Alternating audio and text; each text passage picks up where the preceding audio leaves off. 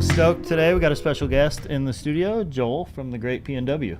Yeah, thank you for having me. Yeah, hyped to have you out here. Anybody in the area, in the PNW area, you've definitely seen this sticker, this logo on cars, whether it's on your own car or someone else's car. Dude, definitely owns this area, for no question about it. So yeah, no, we're stoked to have you guys down here. You guys drove down yesterday with the whole crew. Yeah. So yeah, you guys are rolling deep too. What do you got? 4 or 5 dudes up there? Yep. Yeah, 5 of us, and I headed down yesterday at 6 a.m. Oh yeah. Made a quick stop in Hood River, and that's a sick park, by the way. Oh, totally. It's cool. They put that addition on 5 or 6 years, probably longer than that now. But so we had the covered area to skate, stay out of the rain, and it was funny because it's like that's stuff I've been doing with these guys for 10, 15 years. So it's just cool to still be 36 years old, rolling around, still getting it. Yeah, doing road trips with the buddies with the same the same crew. Yeah, that's cool. Yeah, that's cool. Well, yeah, let's talking about that. Let's go back and I want to hear how it started. I don't think even Dustin and I have really dug into exactly how you started it, what year, and what the journey's kind of been like so far. Yeah.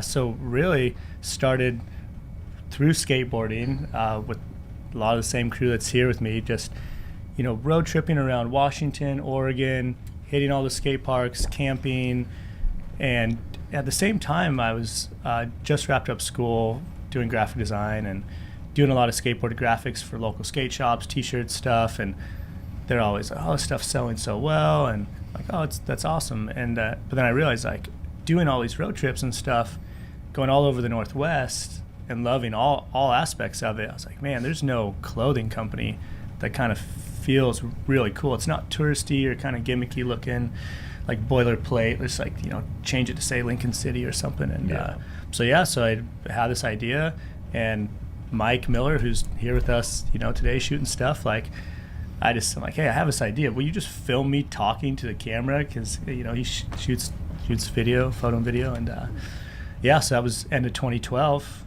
and shot a Kickstarter. That was successful. Got funded in like 1 or 2 days, and then we launched a company early 2013. Yeah, 9 years ago. It's been a minute. Yeah, a lot of these brands are like since 2018, since 2019. Like you actually can run the since. It's been so long. I know, which is funny because early on, like I couldn't do that. Like we're only like 1 or 2 years old, but now I'm like, dang, 9 years. Oh, we're gonna be hitting like.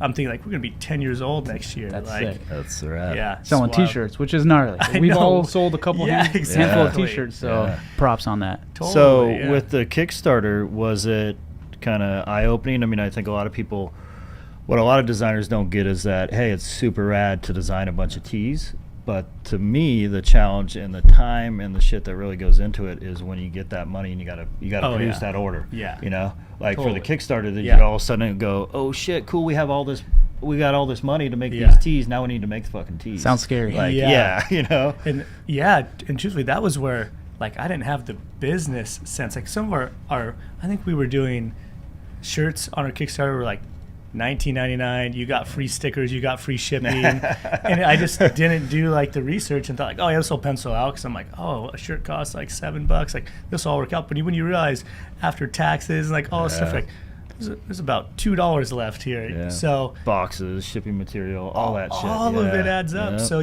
so we actually, by the time we were done, really like we basically were able to build a website, fulfill a bunch of orders, and then we had an inventory.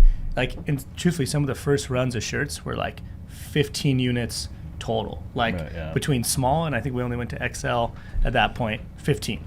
Like that's all that ever existed. And now we're doing runs of thousands, and that's like still blows me away when I'm in the print shop and I see hoodies just stacks and stacks and stacks. I'm like, when you guys are running an auto press out there, where I'm sure those first runs, there's no auto press. Can I get an auto press on 15 pieces? They're like, nah. No, it was all hand pulled. Yeah. But now we got one auto, and we have another one coming, and that's kind of part of this expansion we're doing, because we're putting a 5,000 square foot expansion on the building just because of the production side of it, and so. Yeah, I mean, hearing about it sounds like, design is a little bit of it, the fun stuff, but then it sounds like you learned about inventory, shipping, warehousing.